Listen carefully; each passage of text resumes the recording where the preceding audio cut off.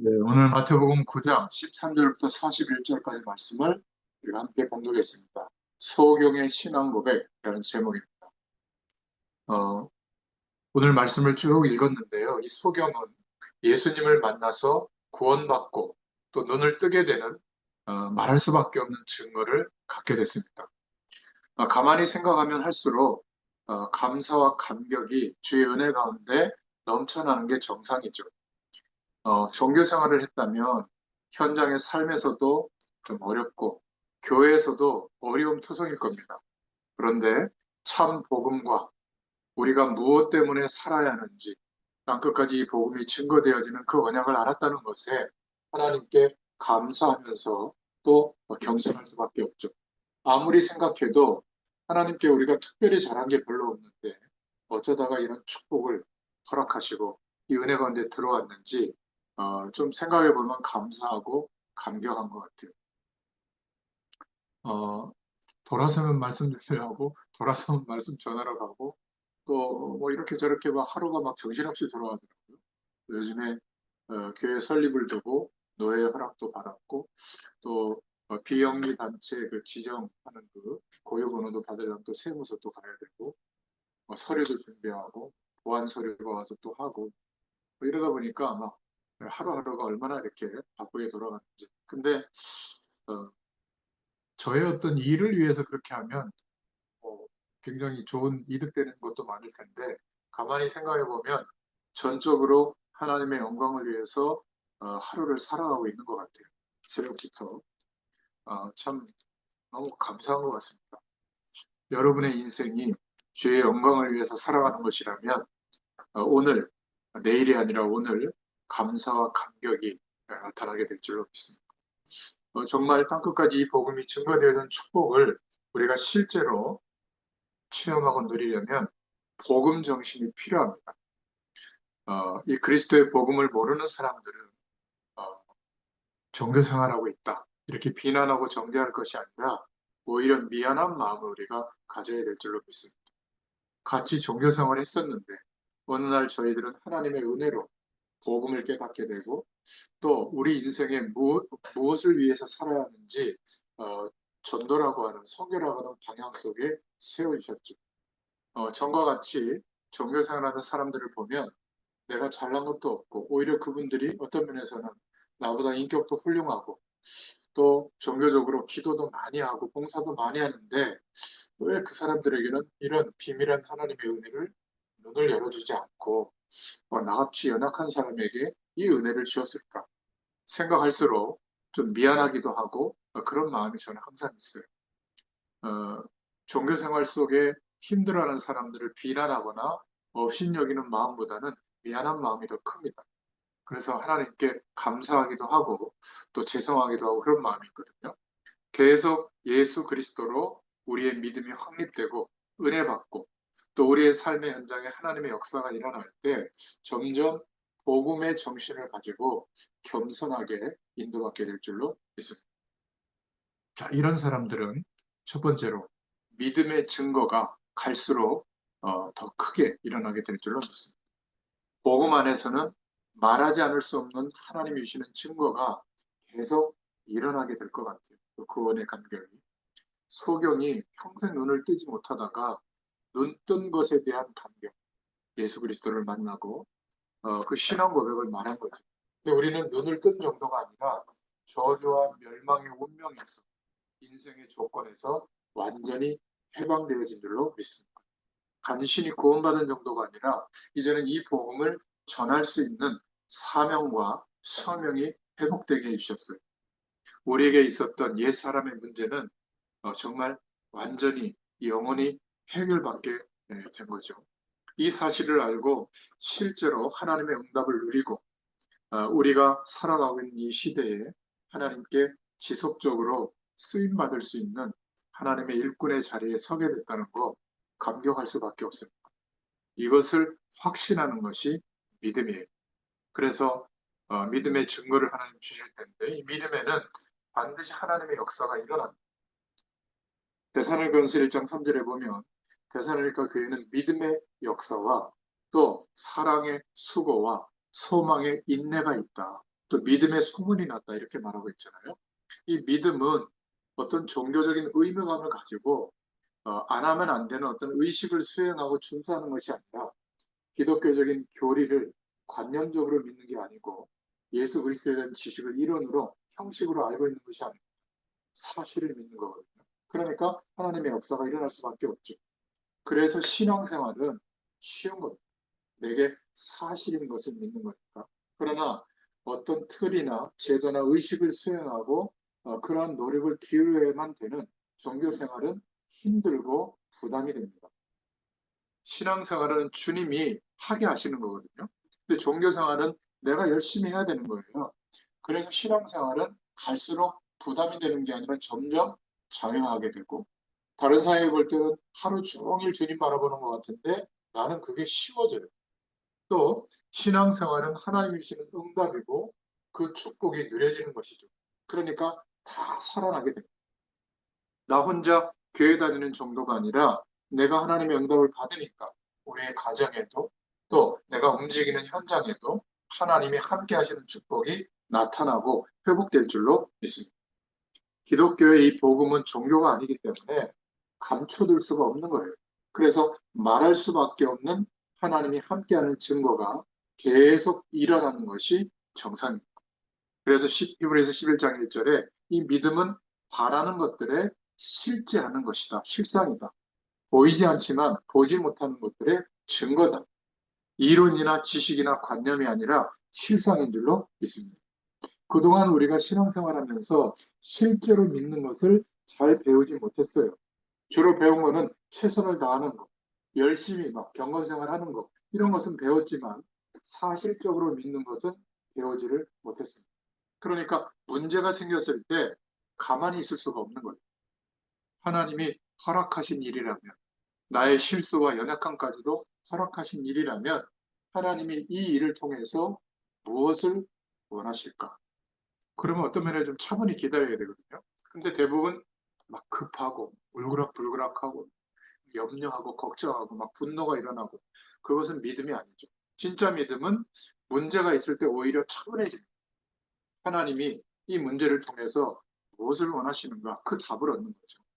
이 믿음은 종교와 율법과 관념이 아닙니다. 실제로 믿을 때 하나님의 역사가 일어나죠. 좀 어려운 문제가 왔을 때 막 죽어라고 부르짖고 막 금식하고 기도하는 것은 믿는 것이 아니라 하나님이 함께하고 계시는 게 안 믿어져서 몸부림치는 게 아닐까요? 그렇죠? 그동안 우리가 믿음을 열심히 노력하는 행위 위주로 또 그래서 얻어진 결과 내 의를 드러내는 것으로 보이게 보이지 않게 배웠고 그러다 보니까 뭔가 추상적이에요 전부 다. 하나님은 내게 함께 하시는데 여기에 대한 이야기가 너무 없는 거예요. 그러니까 말씀을 메시지를 외우는 것, 공부하는 거죠. 성경 공부는 많이 하는데 사람들의 시선 하나도 못 이겨요. 뭐 건강에 문제가 온 것 하나도 못 이깁니다. 우리 가정에 문제가 많잖아요. 어느 가정이나 그 문제 하나를 변화시킬 힘이 없는 거예요. 변화시키는 건 간단합니다. 내가 세종노로 살면 돼요. 섬기면 돼요. 끝까지 죽을 때까지. 그럴 힘이 없는 거예요. 왜?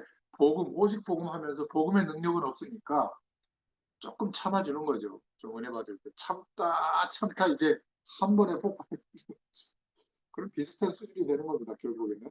다투가 끝나게 되겠죠. 그렇지 않습니까? 무조건 용서하고 참아줘라. 그 말이 아니에요. 참아줄 수 있는 힘이 있는 거예요. 그렇지 않아요? 또 내가 노력하고 희생하고 헌신할 수 있는 힘이 있는 거예요. 이 힘이 없으면 불가능하다는 거예요. 어쩌다 한 번은 하죠. 황혼이혼이 늘어나는 이유도 이제는 내가 못 참겠다는 거 아니에요? 그거는 참아서 그래요. 그냥 사랑하고 섬기고 하나님 주신 힘을 가지고 또 변화시켜 나가고 그럼 말 안 해도요 가족 구성원들이 100% 하나님의 역사를 보게 돼 있어요. 문제는 이런 사람이 별로 없는 거예요. 이것이 우리 집안에만 갇혀 있는 게 아니라 나가서 가족들이 얘기하는 우리 엄마를 봐라, 우리 아빠를 봐라 얘기하게 되어 있어요. 왜 너희 예수 믿는 걸 왜 그러냐? 우리 아내를 봐라. 아유, 그럼 뭔가 생각해볼 부분이 많이 있는 겁니다. 그렇지 않겠어요? 이거는 윤리적으로, 도덕적으로, 인격적으로 똑바로 살아라 그 말이 아니에요. 믿음에는 반드시 역사가 일어나요. 그렇죠? 열심히 최선을 다해서 믿음 생활하자고 하는데 그런데 열심히 하는데 믿음의 역사가 일어나지 않잖아요. 그렇잖아요. 오히려 열심히 하는데 어떤 가정을 보면 30년, 40년 열심히 신앙생활 하는데 중직자인데 가족들은 하나도 안 믿어요. 이게 너무 안타까워요. 복음은, 믿음은 복음의 능력을 응답으로 받는 겁니다. 하나님의 창조의 권능으로 나타나는 믿음의 역사가 있기 때문에 현장이 회복될 줄로 믿습니다. 사람을 치유하고 병든 문화권을 그래서 바꿀 수가 있는 거예요. 이 믿음의 사람이 있다. 이런 일들이 우리에게 반드시 일어날 내용들이 이것을 기대하고 기도할 수 있기를 바랍니다. 믿음은 모든 것을 살리는 복음의 능력이 되고 그 응답을 우리가 받는 겁니다. 자, 그런데 큰 두 번째로 유대인들의 오류가 이제 생기기 시작하는 거죠. 유대인들은 성경도 많이 알고 율법의 말씀도 준수하고 금식도 잘하고 기도도 많이 하고 나름대로 제자 훈련 시스템도 잘 갖춰져 있어요. 쉐라, 어, 토라, 탈무드 뭐 이런 것들을 통해 가지고 정말 잘 훈련시켰거든요. 그런데 실제로 믿는 것은 몰랐습니다. 많은 것을 알고 많은 열심과 경건의 행위가 있었지만 정답은 빼놓고 있었던 것이 유대인들의 오류예요. 그 정답이 바로 예수님이 그리스도라는 것을 믿는 것인데 이것만 빼놓으니까 결국 유대인들의 훌륭한 것들이 오히려 훌륭해서 마음은 좋은데 훌륭하게 노력한 것 때문에 결과가 오잖아요. 그 결과를 가지고 복음을 막는 역할을 한 거예요. 이렇게 살면 된다라고 하는 거죠. 그리스도를 붙잡을 수 있도록 가능성을 제거해버린 겁니다. 복음을 모르고 교회에 다니는 종교인들의 모습을 상징적으로 보여주고 있는 겁니다. 종교인들은 복음이 오해된 사람이기 때문에 세상 사람들에게도 복음의 오해된 모습과 부분을 영향력을 끼치고 전달합니다. 예수 믿고 육신적인 복을 받고 예수 믿고 술, 담배 끊고 예수 믿고 어려운 사람들을 돕는 것으로 기독교가 전달이 되는 거예요. 물론 그런 긍정적인 면도 있는데 마치 예수 믿는 어떤 모습이나 내용이 그런 것이라고 전달이 되는 겁니다. 왜냐하면 내게 임한 하나님의 나라의 축복이 뭔지 모르니까 그것에 대한 영향력과 이야기들은 전달 못 해준 거예요. 그래서 불신자들은 교회 열심히 다니는 사람들을 보고 아 기독교는 저런 것이구나 하고 보이게 보이지 않게 배우는 겁니다. 그래서 종교 생활하는 사람들은 기독교는 그리스도는 모든 문제의 해결자고 하나님이 함께하는 하나님 나라의 비밀을 계속 누리는 유일한 길이라는 것. 이것을 모르기 때문에 자기들 나름대로 믿고 노력했던 결과로 기독교를 소개하고 있는 거예요. 근데 문제는 그것이 복음의 내용은 아니거든요. 그래서 결과적으로는 복음을 가로막는 결과가 오게 된 거예요. 자, 그러다 보니까 오늘 본문에도 16절에 소경이 눈을 뜬 게 얼마나 감격스러운 일입니까? 그런데 소경이 아니어서 잘 모르지만 저는 안경을 쓰고 있는데 이것만 해도 얼마나 불편해요. 소경이 눈을 뜬 그 기적의 현장에서 박수를 보내고 축하를 해줘야 될 것인데 여기에 있는 유대인들은 안식일에 왜 일을 했냐, 왜 눈을 뜨게 했냐 이걸 가지고 맞다투리다 쟁론을 벌인 거예요. 죄인은 이런 기적을 베풀 수 없는데 이 사람이 좀 대단한 사람 아니냐, 무슨 소리냐 하고 막 쟁론을 벌인 겁니다. 저는 현장에서 이 복음을 신고하는 일을 30년 가까이 하면서 이런 경우를 여러 번 목격했어요. 그 사람에게 복음을 전해 주어서 예수님을 영접하고 구원받는 엄청난 인생의 기적이 일어났는데 전도된 거, 복음 전해진 거는 감동하지 않고요. 그 주변에 있는 교인들이 우리가 말하는 그 복음의 내용이나 뭐 어느 교단이냐 이런 걸 가지고 트집을 잡는 거예요. 참 너무 안타까운 겁니다. 그런 모습들을 보여. 결국 율법이라고 하는 하나님의 말씀의 내용을 가지고 복음적 시각은 가질 수가 없는 거죠. 율법적인 시각으로 오히려 16절 24절에 예수님이 그 기적을 행한 것을 가지고 죄인 취급을 하고 있는 겁니다. 교회는 다니고 성경책은 들고 있는데 그리스도를 모르는 사람들이 지금도 역시 복음의 역사를 방해하는 일들을 많이 하고 있습니다. 유대인들이 아예 예수님을 보고 안식일에 일하지 말라고 했는데 안식일을 범했고 죄인 취급을 하는 거예요. 복음의 관점으로 보면 같이 감격하고 기뻐해야 될 일인데 율법의 시각으로 보니까 마치 그것이 비난받아야 되고 정죄하고 또 상처와 허물을 들춰내는, 말하자면 사람들을 힘들게 하는 그런 일들을 한 거예요. 우리가 하나님의 말씀이라고 하면서 하나님의 뜻이라고 하면서 맞는 말이라고 할지라도 그 말의 출처가 복음에서 시작됐는가 아니면 율법의 기준에서 시작됐는가에 따라서 사람을 살리기도 하고 사람을 죽이기도 하는 겁니다. 그렇죠? 18절에 보니까 우리는 철저하게 복음의 사람이 되어야 될 줄로 믿습니다. 복음 속으로 들어가야 되는데, 왜냐하면 이 시대도 복음만이 필요한 시대이기 때문에 그래요. 그런데 이때 유대인들은 예수님을 믿지도 않을 뿐더러 심지어 예수님을 그리스도로 시인하는 것에 막 열받아 하는 겁니다. 참 희한하죠. 예수님이 그리스도라는 말이 가장 힘이 되는 말인데 사람들은 제발 그 그리스도라는 말 좀 그만하고 뭐 좀 다른 고상한 말 좀 해줘라. 우아하게 좀 설명해줘라. 사단 그런 말도 좀 그만하고 지겹다.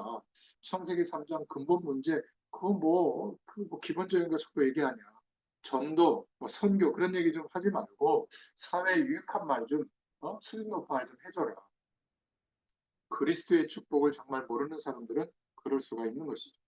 그래서 22절에 보니까 그 부모가 조심해서 얘기하는 이유가 예수를 그리스도라고 시인하는 자는 출교시키기로 결의했다는 거예요. 유대 사회에서, 유대교에서. 참 다른 것에 결의를 해야 되는데 쓸데없는 것에 의지를 모아서 법을 만든 겁니다. 지금도 똑같죠. 28절에 너는 그의 제자나 소경 보고 하는 말이잖아요. 유대인들이 우리는 모세의 제자다. 오히려 복음 속에 있지 않는데 다른 기준 속에 있는 우리 교회 대단한 교회 막 대단한 교단 또 대단한 어떤 사회적 위치 세상적인 부 그래서 우월의식을 가지고 너는 그 예수의 제자지만 우리는 이런 모세의 제자다. 이런 기득권 속에 있다. 그걸 말하는 겁니다. 유대인들은 예수님이 구약에 그렇게 예언되어진 메시아라는 사실을 전혀 모르고 그 소식을 들었는데도 인정하지 않고 있는 거예요. 30절에 그가 어디서 왔는지 알지 못하는 것. 그러면서 34절에 소경이 그리스도로 고백하고 있는데 쫓아내어 보내니라. 영적으로 무지하고 무감각하고 그리스도에 대해서 복음의 기준에 대해서 무관심한 것이 바로 종교생활하는 사람들의 특징이에요. 열심히는 하는데 영적인 사실을 모르고 하나님이 원하시는 것에는 희한하게도 관심이 없어요. 육신적으로는 굉장히 예민한데 영적으로는 무감각하고 무관심합니다. 세상 뉴스를 보면서 우리가 복음의 눈으로 보면 애통하는 마음이 있어야 돼요. 얼마나 요즘 우리나라가 참 심각합니까? 그렇지 않습니까? 세상은 복음이 아니면 정말 소망이 없습니다. 복음화와 종교화는 차이가 굉장히 달라요. 어떤 면에서 한국 교회는 종교화된 결과가 아닐까 이렇게 생각해 볼 수가 있습니다. 복음화가 되어져서 일어나는 부흥과 종교화가 되어져서 일어나는 부흥은 달라요. 과천에도 저희 교회가 시작되어지는 바로 있는 곳에 이마트가 있는데 그 이마트 건물을 1,600억을 주고 신천지가 샀다잖아요. 과천에 그런 교회 없어요. 그렇지 않습니까? 그러니까 다른 종교화된 세력도 부흥한다니까. 그런데 복음화된 부흥은 반드시 사도행전에 말씀한 대로 사도행전적인 역사가 일어나게 되어 있어요. 우리나라에 사도행전의 일이 일어나고 있는 것이 아니라 오히려 교회는 많아진 것 같은데 오히려 창세기 3장에 일어나는 일이 계속 일어나고 아니 어떻게 모석이 창궐합니까? 모석이 급증하고 또 교회조차도 막 타락하고 음란과 부정과 부패가 판을 치고 있고요. 유례 없이 교회는 커진 것 같은데 모든 사회 현장 전체에 총체적인 위기가 오고 사람들이 소망이 끊어져 가고 있어요. 이게 바로 종교화된 결과거든요. 복음화돼야 될 줄로 믿습니다. 복음의 능력이 현장 모든 곳에 들어가야 회복이 되고 현장이 살아나고 이 민족은 소망이 있는 겁니다. 그래서 하나님께서 우리도 그런 종교의 배경 속에 있었는데 우리를 불러주신 거예요. 예수 그리스도의 복음 속에 우리를 복음화하라고 부르신 줄로 믿습니다. 대강 예수 붙잡고 있던 우리를 이제 오직 예수 그리스도의 축복을 누리고 전하라고 부르신 줄로 믿습니다. 여기서 삶의 이유를 발견할 수 있기를 바랍니다. 자, 세 번째로 소경의 신앙 고백입니다. 예수라 하는 그 사람. 처음에는 그냥 선지자 중에 한 사람 17절에 보면, 그런데 33절에 보니까 하나님께로 온 자다 그리스도라고 고백합니다. 소경은 정말 영적으로 시달리고 보이지 않는 사람은 신앙, 교리, 전통 이런 거에 관심 없어요. 정말 영적으로 갈급한 사람은 그렇습니다. 오늘 11절에 예수라 하는 그 사람이 이렇게 하는 것을 보아서 처음에 이 소경은 예수님이 누군지 잘 몰랐던 것 같아요. 그런데 예수님을 만나고 자기 인생의 가장 궁극적 문제인 눈을 뜨고 나서 17절에는 예수님을 선지자로 고백했고 33절에는 예수님에 대해 하나님께로 오지 않았으면 소경을 거칠 수 없다. 메시아 그리스도라고 신앙을 고백합니다. 사도 바울은 세계복음화를 위해서 복음의 유익을 위해서 율법에서 내가 자유하지만 율법 아래에 있는 사람들을 건져내기 위해서 율법 아래에 있는 자처럼 하겠다고 그렇게 고백하고 행동했죠. 신학이나 교리가 복음을 복음되게 하는데 필요하고 또 전통과 의식도 필요하지만 만약 그러한 내용들이 우리가 복음을 향하는데 약화시키는 결과를 하고 있다면 휴지통에 버려야 할 내용들이 될 수도 있는 겁니다.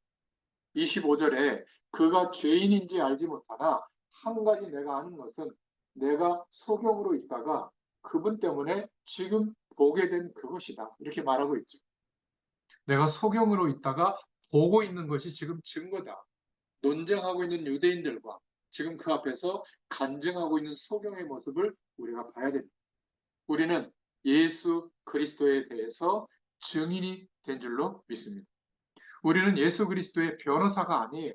예수 그리스도를 이해시키려고 하거나 논쟁하거나 토론하려 할 필요가 없어요. 왜냐하면 토론에서 내가 이겨도 그 사람이 예수 믿지 않을 거예요.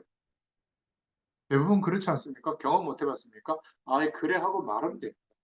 우리는 증인으로 내가 예수 믿고 난 뒤에 내게 임한 하나님의 나라의 축복이 이것이다.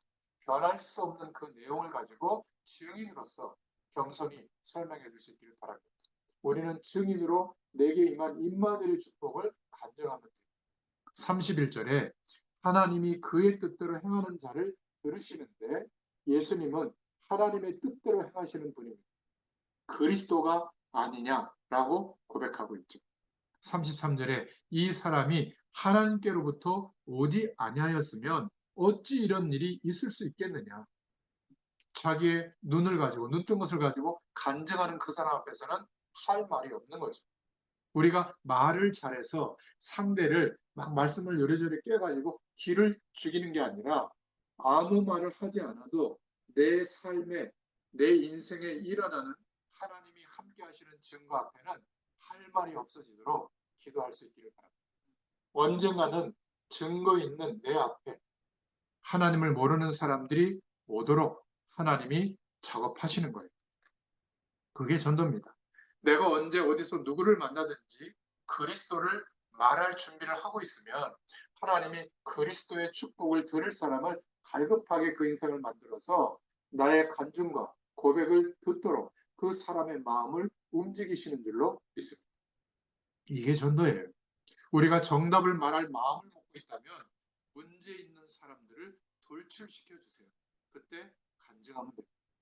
아나니아라는 사람은 그리스도를 증거할 준비를 하고 있는데 그 현장에 시대적 인물 사울을 만나게 한 거예요. 전 세계에 쓰임받는 위대한 전도자로 세우게 된 거죠. 38절에 소경이 내가 믿나이다 이렇게 고백합니다. 이 말씀이 옛날 이야기가 아니라 지금도 살아 역사하는 하나님의 말씀임을 믿으시길 바랍니다. 그렇다면 지금도 예수님은 영적 소경인 자를 고치세요. 우리는 볼 것을 보지 못하고 들을 것을 듣지 못하고 가야 할 곳을 가지 못하고 행할 것을 행하지 못했던 영적으로 전신불구였어요. 불구 정도가 아니라 그리스도를 알기 전에는 영적으로 사망 상태에 있었는데 이제 우리가 하나님의 은혜로 어느 날 대가를 드린 것도 없이 값없이 하나님의 구원을 얻게 된 겁니다. 우리의 감사 간격은 이 소경과 비교할 수가 없죠. 그런데도 우리는 때때로 원망하고 불평하고 헐뜯고 남의 말하는 시간이 너무나 많잖아요. 혹시 우리에게 염려거리나 문제가 있다고 할지라도 일평생 주님을 바라보면 감사하기에 시간이 부족한 것이 정상입니다. 이 사람은 신앙이니 신앙은 관념이나 형식이 아닌 내게 왕 되시고 그리스도 되어주신 이 축복, 옛사람의 인생이었던 우리의 모든 문제를 해결해 주셨고 이제는 거듭나게 하셔서 영원한 생명으로 영원한 하나님과 함께 하시는 나와 함께 계시는 영적 사실을 그대로 믿는 믿음을 주신 줄로 믿습니다. 자, 오늘 마지막 네 번째로 영적 소경된 현장 꼭 볼 수 있기를 바랍니다. 마태복음 23장 15절에 율법 교사로 자처하지만 사람들을 배나 더욱 지옥 자식이 되게 하는 그런 모습이 없는지 유대인들은 율법 교사로 자처했지만 사람들을 더욱 지옥 배경 속에 놓이게 했고요. 전에도 우리가 이런 역할을 한 적이 있었죠. 그런데 하나님의 은혜로 복음 전할 수 있는 하나님의 일꾼, 전도자의 반열에 들어오게 된 겁니다. 상대적이거나 육신적인 감사 말고 진정한 은혜와 감사가 저와 여러분에게 넘쳐나기를 바랍니다. 그게 바로 하나님께 드리는 진작 영으로 드리는 예배예요. 오늘 본문의 말씀 39절에 보지 못하는 자들은 보게 하고 보는 자들은 소경되게 하려 함이라. 무슨 말이죠? 영적 비밀을 보지 못하는 사람들에게 눈을 뜨게 하고 내가 지금 알고 있다, 보고 있다라고 자처하는 사람들은 그 종교 속에 있는 사람들은 오히려 그런 것이 모르도록 소경되게 해서 진짜 하나님을 바라보도록 한다 그 말이에요. 현대판 유대인들 영적 소경이 너무 많아요. 예수님은 옛사람이었던 우리의 과거와 현재와 미래의 모든 문제를 해결해 주신 그리스도인 줄로 믿습니다. 그래서 우리는 하나님의 자녀가 되어졌고 이제는 그리스도께서 하신 그 일을 우리에게 위임해 주신 거예요. 그리스도적인 축복과 사명을 가진 줄로 믿습니다. 지금 우리의 현장에 영적 소경이 되어서 길을 잃고 방황하는 사람들에게 하나님 만나는 길을 말해주는 선지자의 축복이 임한 줄로 믿습니다. 운명 저주 팔자에 매여서 끝없는 고통을 당하는 사람들에게 그 운명에서 해방되는 그리스도를 말해주는 제사장의 축복이 임한 줄로 믿습니다. 이제는 하나님의 응답을 받고 어떤 조건 속에서도 승리하는 왕적인 권세를 말해줄 수 있게 된 줄로 믿습니다. 선지자, 제사장, 왕의 축복을 받았을 뿐만이 아니라 그 직분이 주어진 거죠. 그래서 너희는 택하신 족속이요 왕 같은 제사장이요 거룩한 나라요 그의 소유된 백성이니 이는 너희를 어두운 데서 불러내어 그의 기이한 빛에 들어가게 하신 자의 아름다운 덕을 선전하게 하려 하십니다. 소경의 신앙 고백보다 우리에게 더욱 이러한 감격이 넘치시기를 예수님의 이름으로 축원합니다.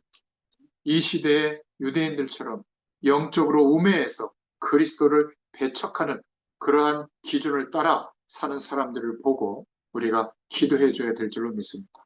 하나님께서 우리에게 주시는 큰 은혜가 있기를 축원합니다. 하나님 감사합니다. 오늘도 요한복음의 말씀을 통하여 우리를 부르시고 인도하시는 주의 뜻하심과 계획하심을 두고 믿음의 고백을 하나님 앞에 드릴 수 있도록 주께서 축복해 주심을 감사합니다. 하나님께 영광을 올려드립니다. 우리의 매일매일의 삶이 하나님의 영광의 축복을 누리는 삶이 되도록 역사하여 주시옵소서. 예수님의 이름으로 감사하며 기도드렸습니다. 아멘. 감사합니다.